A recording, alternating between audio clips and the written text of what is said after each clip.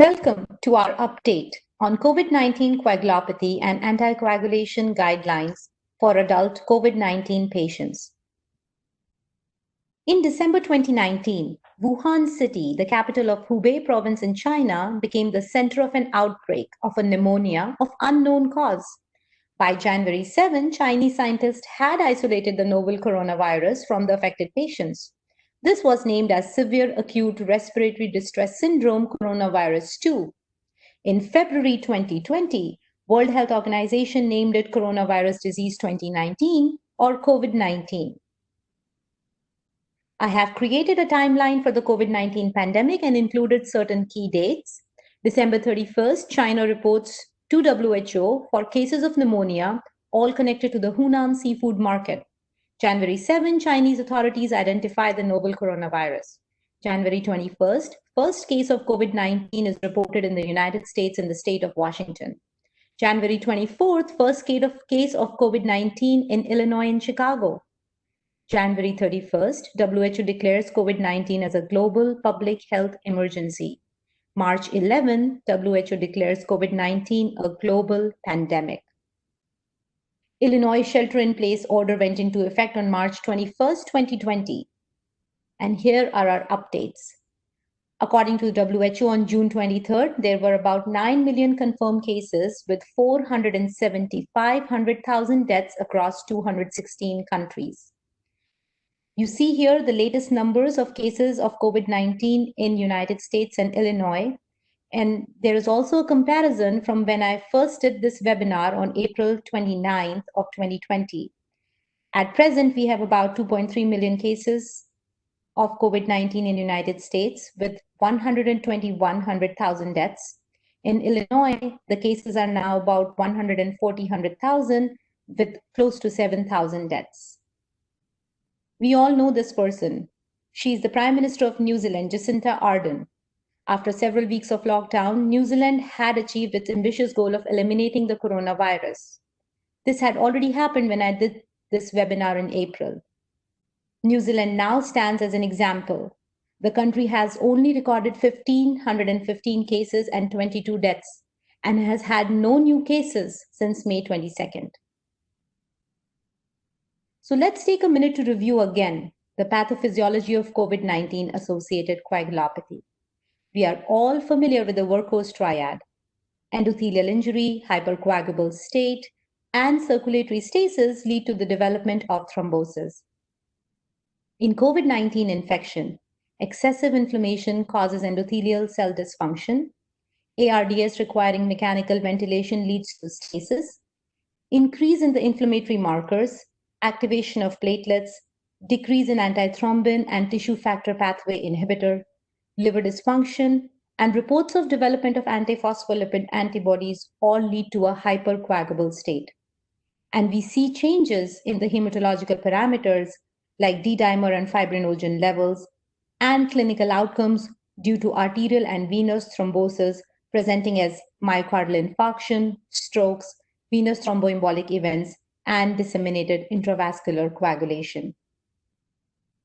The slide here, shared by Dr. Gazir from our division, shows SARS-CoV-2 virus and the spike S protein that binds to the ACE receptor. What we now understand very well is that endotheliopathy appears to contribute to the pathophysiology of microcirculatory changes in SARS-CoV-2 infections. The receptor for viral adhesion is an ACE2 receptor on endothelial cells. Virus replication causes infiltration of inflammatory cells, endothelial cell apoptosis, and microvascular prothrombotic effects. The consequent microcirculatory dysfunction contributes to the clinical sequelae in patients with COVID-19. From a clinical perspective, in addition to the systemic hypercoagulability and potential for thromboembolic complication, the described microvascular endothelial injury with microcirculatory clot formation noted in post-mortem evaluation is consistent with a thrombotic microangiopathy that may occur in these patients. The endotheliopathy may also explain reports of cerebrovascular complications in younger patients myocardial ischemia, and increasing reports of both micro and macro circulatory thromboembolic complication. Shown here is an image where on the left, the normal interface between the alveolar space and endothelial cells is depicted.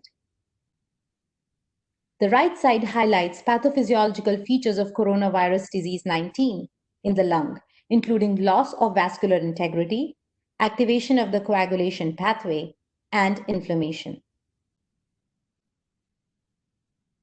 Across all different studies addressing COVID-19 associated coagulopathy, the most common hematologic abnormalities that we have seen is increase in the D-dimer levels, prothrombin time prolongation, troponin elevation, thrombocytopenia, which is usually mild, and lymphocytopenia.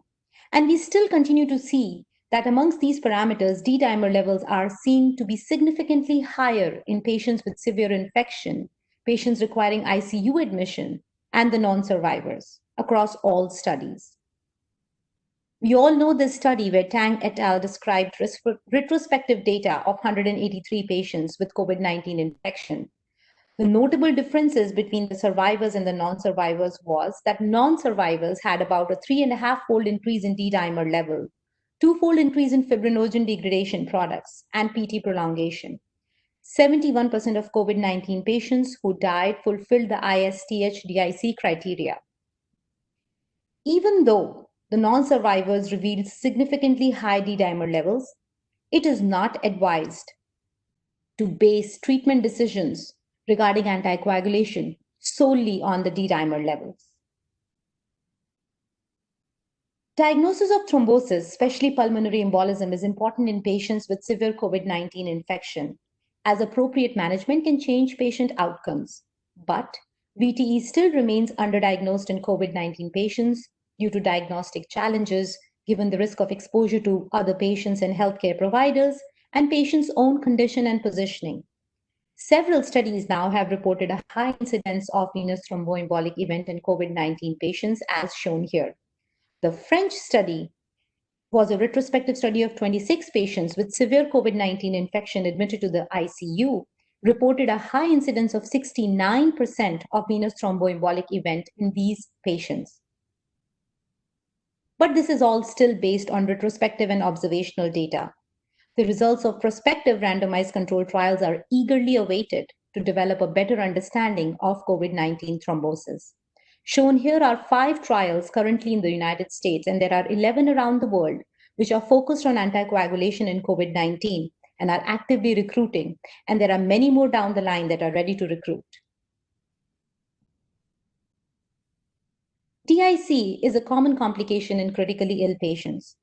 According to our RUSH anticoagulation guidelines, we recommend that the DIC panel should be checked prior to initiation of enoxaparin and be monitored every 48 hours.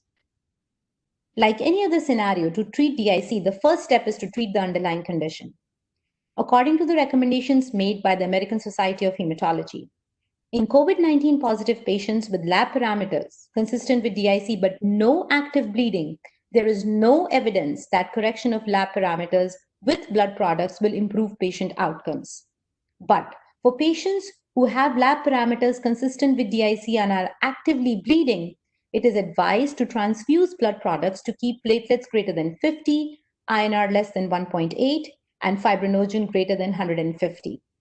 The hemostatic effectiveness of tranexamic acid is unknown in this setting and is not recommended at this time. So what is the current landscape of anticoagulation in COVID-19? I would like to start by saying that all guidelines to date suggest that thoughtful use of proven evidence-based approaches must be carefully balanced with integration of rapidly emerging evidence and growing experience. According to the American Society of Hematology, Anticoagulation Forum, which is a North American organization of anticoagulation providers, and NIH COVID-19 treatment guidelines, following will be concluded. So, should all COVID-19 positive patients get venous thromboembolic prophylaxis? Yes, as long as there is no bleeding risk or complication. Pharmacologic prophylaxis is advised. Low molecular weight heparin is the agent of choice. Mechanical prophylaxis should be used where pharmacologic prophylaxis is contraindicated. So what should be the intensity of the anticoagulation? Non-ICU patients should be treated with standard dose of VTE prophylaxis.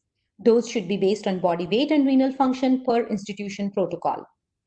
Critically ill patients with no documented evidence of VTE can be considered for intermediate dosing, like enoxaparin 40 milligrams every 12 hours. Critically ill patients with documented venous thromboembolic event or high clinical suspicion based on presence of right heart strain on an echocardiogram, for example, can receive therapeutic anticoagulation. The key point to remember here is that a full 3-month course of therapeutic anticoagulation is recommended for patients with COVID-19 who are presumed to have a hospital-associated venous thromboembolic event. Repeat imaging later in the course of patient's illness and basing anticoagulation duration recommendations on such imaging is not recommended. So once you start, you should complete 3 months of anticoagulation. So who gets post-discharge prophylaxis and what dose and for how long? Consideration for post-hospital VTE prophylaxis may be reasonable on a case-by-case basis for patients with COVID-19 who are at low risk of bleeding. Decision should be made as a result of a multidisciplinary discussion and should be based on patient's condition during the hospital stay as well as at discharge. Along with that, consider other risk factors like advanced age, history of cancer, history of prior VTE, thrombophilia, obesity, hormone replacement therapy, and patient's ability to have access to medication. Currently, according to the American Society of Hematology, it is recommended that patients who meet the above criteria can either be discharged on betrixaban 160 milligrams on day 1, followed by 80 milligrams daily for about 35 to 42 days, or rivaroxaban 10 milligrams daily for 31 to 39 days. Should biomarkers like D-dimer be serially measured to trigger changes in care? The guidelines recommend that D-dimer measurement may be used as a marker of illness severity and prognosis.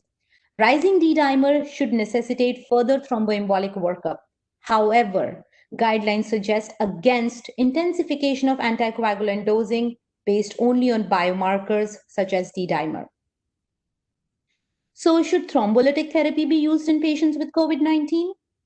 Guidelines recommend against use of thrombolytics in patients with COVID-19 outside of a clinical trial setting unless there is another clinical indication like ST elevation MI, acute ischemic stroke, or high-risk massive PE with hemodynamic compromise. So when should patients on chronic warfarin therapy be transitioned to a DOAC in the setting of COVID-19 pandemic? It is suggested that patients taking warfarin in outpatient setting be switched to shorter acting agents like low molecular weight heparin or unfractionated heparin when initially hospitalized in case their clinical condition changes, renal function changes, or there is need for invasive procedures. It is recommended that patients who were not eligible for a DOAC therapy prior to the COVID-19 pandemic should not be switched to a DOAC therapy during the pandemic. This includes patients with mechanical heart valves, severe liver dysfunction, or combined renal dysfunction, and drug-drug interactions that preclude safe DOAC use.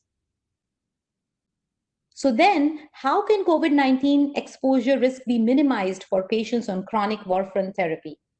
So it is recommended that for patients on chronic warfarin therapy, transition to a DOAC if possible. Otherwise, refer for patient self-testing. Extend interval of INR monitoring. Use face masks, social distancing, and good hand hygiene before and after during a lab and clinic visit. Seek care at non-respiratory clinics which are not seeing patients with upper respiratory tract symptoms. Avoid busy lab times like Mondays or weekday mornings, and use drive-up fingerstick INR checks if possible. So now I would like to share some updates for rush anticoagulation guidelines for adult COVID-19 patients. In line with the recommendations discussed in the previous slides, our guidelines recommend VTE prophylaxis for all low-risk COVID-19 patients. Enoxaparin is the agent of choice, and the dose is based on creatinine clearance and BMI as shown here. Anticoagulation is held in presence of active bleeding or if platelets are less than 25,000 or fibrinogen is less than 50 milligrams per deciliter. For high-risk patients who are defined as patients receiving mechanical ventilation and D-dimer greater than 6 times upper limit of normal, or those who have acute kidney injury as shown here, therapeutic dosing of enoxaparin based on BMI and creatinine clearance is advised. Bivalirudin is recommended in case of low molecular weight heparin failure or concerns of heparin-induced thrombocytopenia. We use anti-10A activity to monitor the adequacy of anticoagulation with goals as shown here. Anticoagulation is held in the presence of active bleeding or if platelets are less than 50,000 or fibrinogen is less than 100 milligrams per deciliter for therapeutic anticoagulation. For intradialytic anticoagulation, dosing is deferred to the expertise of nephrology service.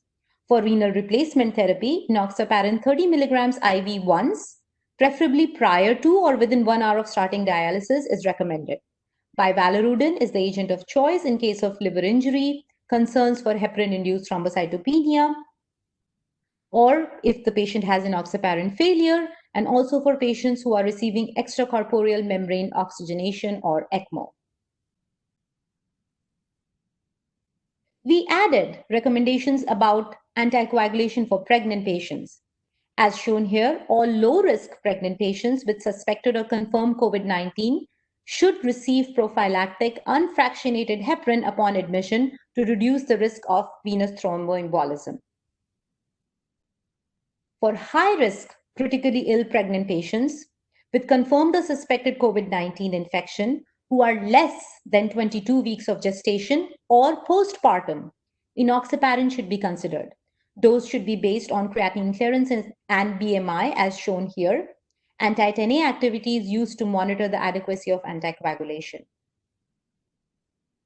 For high-risk, critically ill pregnant patients with confirmed or suspected COVID-19 who are greater than 22 weeks of gestation, unfractionated heparin should be considered due to its short half-life and easy reversibility. Remember, unfractionated heparin, low molecular weight heparin, and warfarin do not accumulate in breast milk and do not induce an anticoagulant effect in the newborn.